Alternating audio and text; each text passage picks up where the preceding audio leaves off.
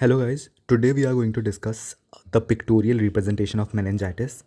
The first thing that we are going to discuss is Brudzinski sign.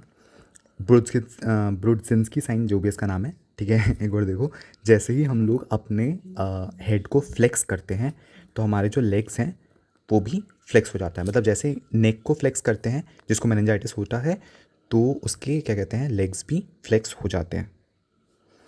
उसके बाद आते हैं हम लोग कर्निंग साइन के अंदर। कर्निंग साइन के अंदर क्या होता है कि हमें जब हमारा जो लेग है उसको अपन लोग ऐसे एक्सटेंड करते हैं तो हमारे बैक एरिया में, मतलब स्पाइनल एरिया में पेन होता है।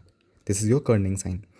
These are the signs of meningeal irritation. These are the meninges and this is the irritation that is going to occur. Okay, अगर इसके साथ हम लोगों को फीवर देखने को मिलता है in the case of children तो हम लोग इसको बोलते हैं मेनिंजाइटिस। अगेन देखो, Brudzinski sign and the Kernig sign, these are the signs of meningeal irritation. If fever is also being present, this is known as meningitis. Okay, now if we talk about children who are above 2 years, these signs are prominent, but children who are below 2 years, these signs are not being prominent. There are signs of irritability, there is a sign of decreased appetite, बच्चा रोएगा, ठीक है, and there would be bulging of the frontal nail. Why there would be bulging of the frontal nail? Because there is a increased intracranial tension, hence there would be bulging of the frontal nail. Now we are going to discuss what are the etiologies. Etiology is the bacteria which is the most common overall, that is the Streptococcus pneumoniae. In neonates the most common is E. coli. In case of viruses the most common is Japanese encephalitis, and in Japanese encephalitis it is mostly causing meningoencephalocele. So just see, in case of Japanese, and this is the sign for viruses, and this is going to cause meningoencephalocele. So what we have discussed about the Kerning sign, we have discussed about the Brudzinski sign, we have discussed about the Kerning signs. These are the signs of the meningeal irritation. If fever is also being present, this is known as meningitis.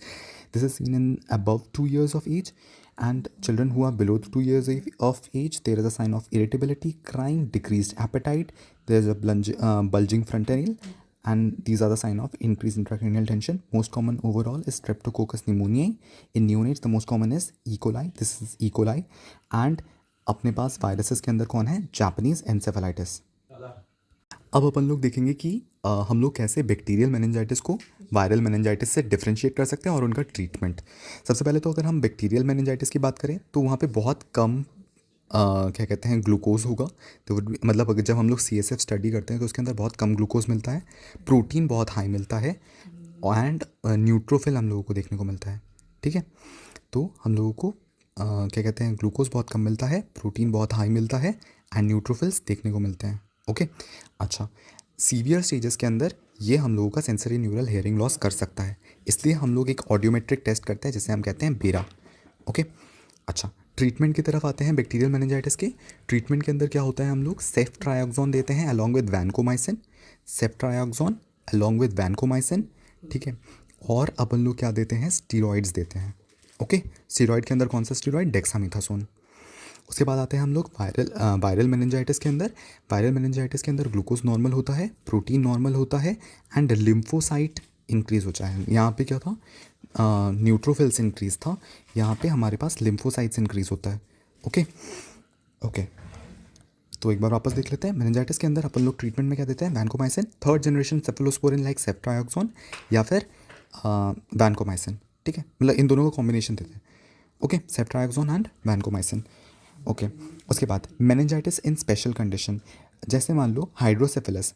Normally जो हमारा central मतलब Venus sinuses होते हैं वो इतना छोटा सा होता है, बट हाइड्रोसेफेलस के अंदर ये इतना बड़ा हो जाता है। ओके, तो हम लोग ना वीपी शंटिंग करते हैं। This is the VP shunting, यानी कि हम यहाँ से फ्लूइड लेके, मतलब यहाँ पे जितना भी एक्सेस ऑफ CSF है उसको हम लोग ट्रांसपोर्ट करते हैं towards to the peritoneum. Okay, तो ये जो वीपी शंट है, यहाँ पे अगर कोई लीकेज होता है या कुछ होता है तो हम लोगों को जो स्टैफ एपिडर्मिडिस है वो हम लोगों का मेनिंजाइटिस कर सकता है। तो this is a special condition जहाँ पे there is a increase intracranial pressure. Okay, the pressure cooker sign representing increase intracranial pressure, and this is the VP shunt. Okay, and this is caused by Staph epidermidis.